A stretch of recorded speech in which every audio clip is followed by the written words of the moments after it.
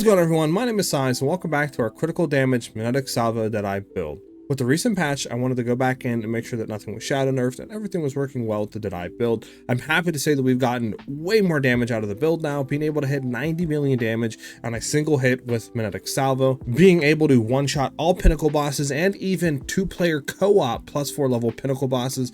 This build feels absolutely amazing. So I'm going to go through and break down all the changes and what we've done to actually achieve hitting 90 million damage with magnetic salvo. Before we get into the video, if you guys are liking the build guides or you're liking what I'm doing on my channel, if you consider hitting that like and subscribe button, it really does help me out a ton. Plus it also helps with the YouTube algorithm, and currently that is the best way to support me. So first thing we're going to get into here is the gear for our bow. We are running the same bow as last time. Nothing really has changed here. Just keep in mind when you're looking for a bow, you want to have crit chance and crit damage on it. Those are the two most important stats, and those stats will give you the most damage overall rather than trying to look for high physical DPS. So what I do, I just look for like a 210, 220 if you're on a budget. So 210, 220 physical DPS with high crit chance and crit damage. You should be able to find one pretty cheap in that regard. Obviously, if you have a bigger budget, just up the physical DPS of the bow. If you can find like cold damage, lightning damage, level to projectile skills, increase elemental damage with attacks, anything like that on your bow to give more DPS will be better overall, but those can be more expensive. So just go ahead and look for a high crit chance, crit damage bow with low phys DPS if you're on a budget, and it'll work perfectly fine. For our quiver, we are running a visceral quiver as that's the best base type, so this way we can get that crit chance on the implicit. Looking for critical hit chance and crit damage bonus rolled on the quiver, as this will give a lot more DPS overall to the build with higher crit chance. If you can get anything on like cold damage, this way we have a better chance of proccing Herald of Ice, projectile speed, increased damage with bow skills, anything else on top of that that'll give more DPS overall is really nice. Also, if you're having mana issues while mapping, getting mana per enemy killed on your quiver with your jewelry, getting a sapphire jewel with recover percent mana on kill, anything like that will completely solve mana issues while mapping, so do keep that in mind. For our helmet, we are running an expert chain tiara. We just want to look for a very high energy shield base helmet, keeping reses, life, and stuff like that to hit res cap. We also want to try to get crit chance on it, as it'll allow our crit chance to be higher, allowing us to pick up more critical damage nodes and other DPS nodes on the tree to compensate for losing some crit chance on the tree because we have it on our helmet. For our body armor, we're running an expert wayfarer jacket, looking for high spirit with reses being still res capped and all that, and just looking for very high energy shield and evasion rating. And that's why we do go for a wayfarer, because it is a hybrid split. You can also go for a wax jacket, as that's a hybrid split as well, but wayfarer will give us chaos resistant on the implicit, so that's why I decided to go for it here. It just overall does feel nicer because you do get that little bit more reses out of this base type body armor. For our rings, we're running double breach rings, prioritizing lightning damage and increased lightning damage on here. We also want to try to get evasion rating on here because we are dropping Wind Dancer off the tree, because we're now running Ingenuity. So with Ingenuity and running evasion rating on our rings, we can compensate for that less evasion rating that Wind Dancer gives since we're not running it anymore. Still looking for like intelligence, high reses and stuff like that on it. For other ring as well, just looking for lightning damage, high reses, intelligence, and evasion rating. If you can get increased lightning damage on this is nice. If you can get like cold damage on your rings as well, will be also nice for Herald of Ice proccing and stuff like that. But that's basically what we're looking for in rings. For our amulet, we are basically just running a solar amulet. This will give us enough spirit to run all our reservation skills. Since we're dropping Wind Dancer, we save a lot of additional spirit. And on this, we're prioritizing +3 level to projectile skills and just increase maximum energy shield and increased evasion rating, as this will compensate for the less evasion rating that we are getting since we're dropping Wind Dancer, plus give us a lot more energy shield for survivability on the build. If you can roll like intelligence, dexterity, anything else on it to give more damage or more attributes to our build, this will allow us to get more damage because we're running Hawa. That's very nice as well, so do keep that in mind when you're looking for an amulet. For our gloves, since we're talking about Hands of Wisdom in action, we are running those here. This is just the best in stock gloves for the build. It gives a lot of damage. And since we are running high dexterity and intelligence, this allows us to get a lot of attack speed, plus a lot of flat added lightning damage to our attacks. So that's why we run it here. If you can get one corrupted with damage penetrates lightning resist, this will give overall more DPS to the build, but it can be a little bit more expensive. So if you are having some budget issues, just drop the lightning resistant pen enchant, and then just look for one there. For our boots, we're running feathered sandals, basically just looking for high energy shield boots, keeping res cap, and just looking for 35% move speed. That's pretty much all we need in our boots. For our belt, we are running Ingenuity. This gives our rings a lot of increased bonuses. So we're getting 77% increased bonuses from our rings, which allows us to get a lot more damage to the build. We get that evasion ratings on our ring, which doubles, so it compensates for dropping Wind Dancer. And overall, just gives the build a ton more damage. So that's why we run Ingenuity in our belt slot. Obviously, you can drop this and run like a rare or a headhunter or something like that, and you'll still be able to clear, but you just won't be doing the damage that we are.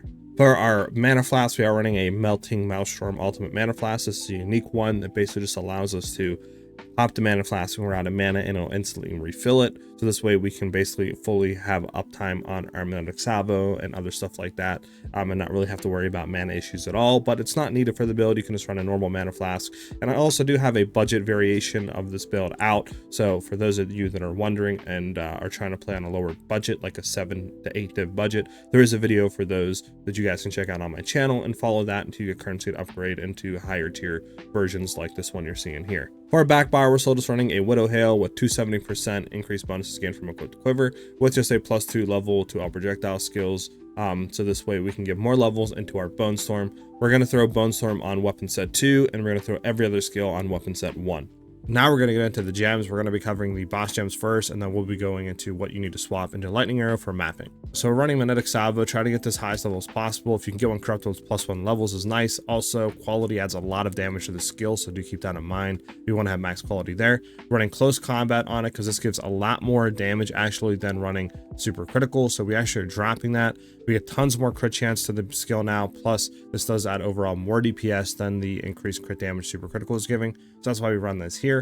So running Inevitable Critical for that increased crit chance, Elemental Focus for more elemental damage, Hourglass for 40% more damage, and since we're one-shotting the cooldown, we don't really care about. Then Primal Armament in here as well for more elemental damage, which gives us skill more DPS. Then we're running a Lightning Arrow with Martial Tempo to have more attack speed, Overcharge, so this way we get more magnitude of shocks we inflict, since we're using Lightning Arrow to actually apply shocks and exposure.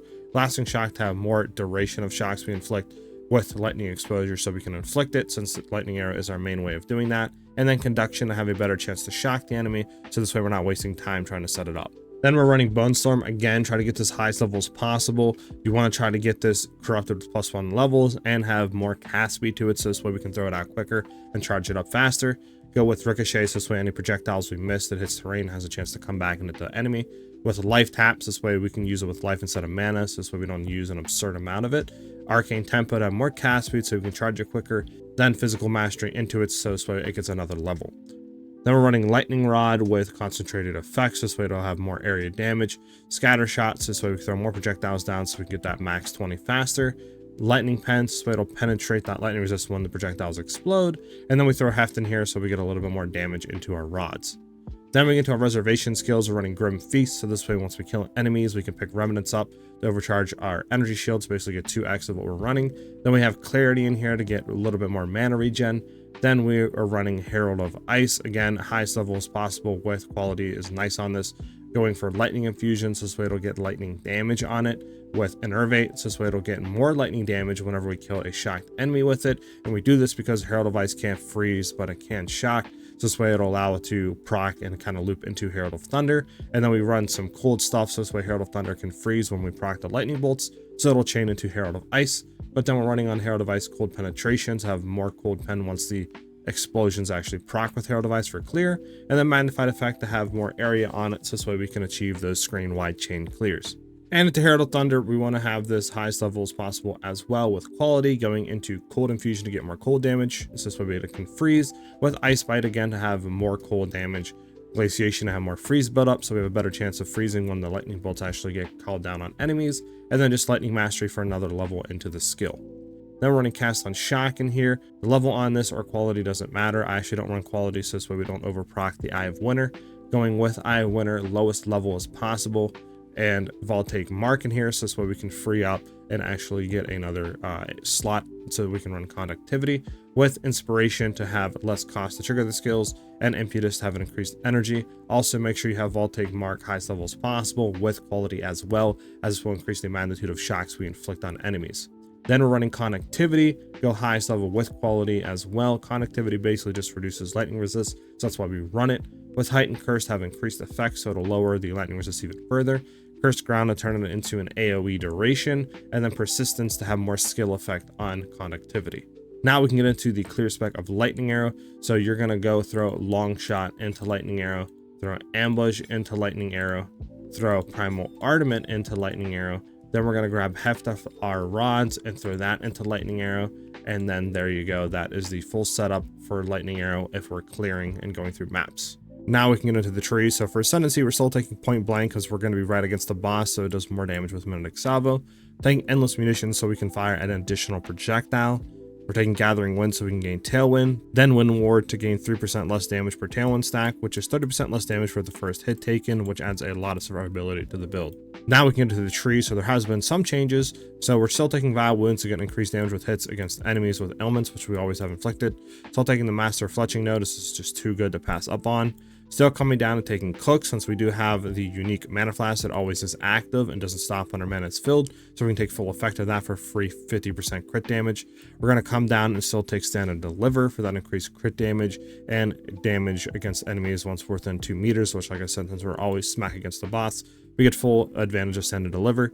We're going into Catalyst for that increased elemental damage with attacks, going down and taking this Jewel node. This will give us a lot of damage. And then now we're actually going to go in and take Exploit, as this is like 48 or something, or 50% increased damage with hits against enemies afflicted with elemental ailments, which is massive for the build, and that's a lot of damage.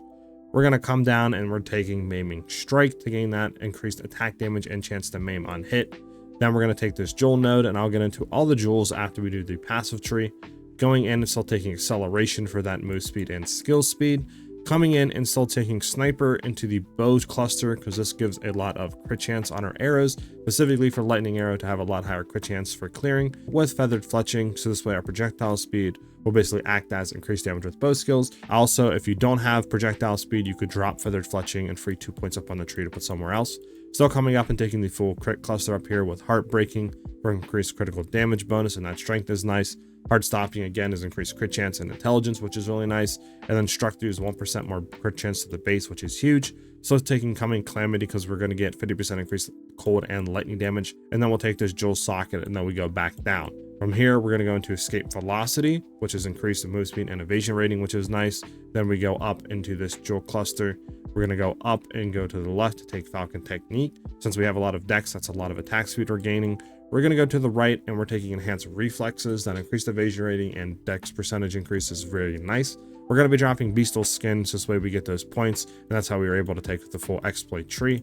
From there, we're coming up and taking a Controlled Metamorphosis Jewel. This just allows us to socket stuff into the tree without being connected in the radius of those 2 blue rings. Just make sure you get a medium ring one. From there, we're taking Unbound Forces for that increased magnitude of shocks we inflict, and Duration, Serrated Edges for increased crit chance, plus 30% increased attack damage is really nice, and then Exposed to the Storm, so we have more Lightning Pen plus increased crit chance against enemies with lightning exposure. So this really only takes effects when we're going against bosses, but this gives a lot more crit chance since we always have lightning exposure applied to bosses. From there, we come up and take the full Kite Runner trees. This gives a lot of projectile speed, damage, and move speed, which is really nice. From there, we're going to come down and take Harmonic Generator for that increased magnitude of shocks we inflict with crits, plus the increased crit chance against enemies that are shocked is very nice for the build, adds a lot of consistency to our crits. From there, we come up and we take this full other crit cluster going into True Strike for that increased crit chance and dex, which is really nice. For the Jugular for that increased crit damage plus intelligence, which is really nice.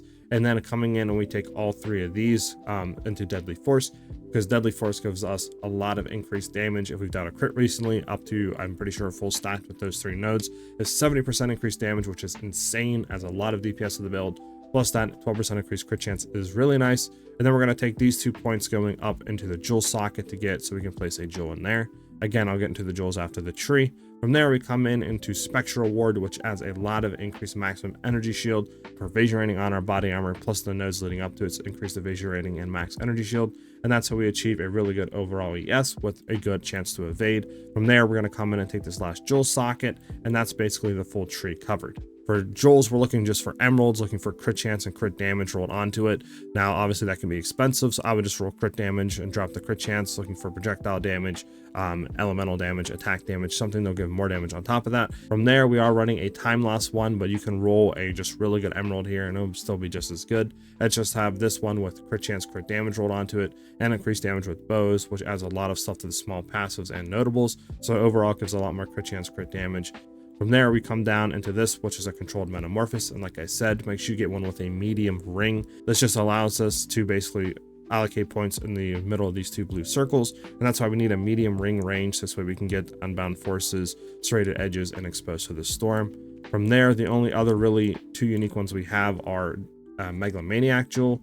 And this just allows us to allocate Throat Seeker. That's the only important thing that we have there, which basically just allows us to get free 60% increased critical damage bonus, which is massive. The last one we have is an Against the Darkness Time Loss Diamond, which we want to look for percent damage as extra lightning damage. This will give us a lot more DPS overall to the build since it affects the notables. Anything else rolled onto this is more beneficial. Just look for what you guys need. If you need reses or increased life, something like that will be really nice as well. And that basically covers it for the jewels.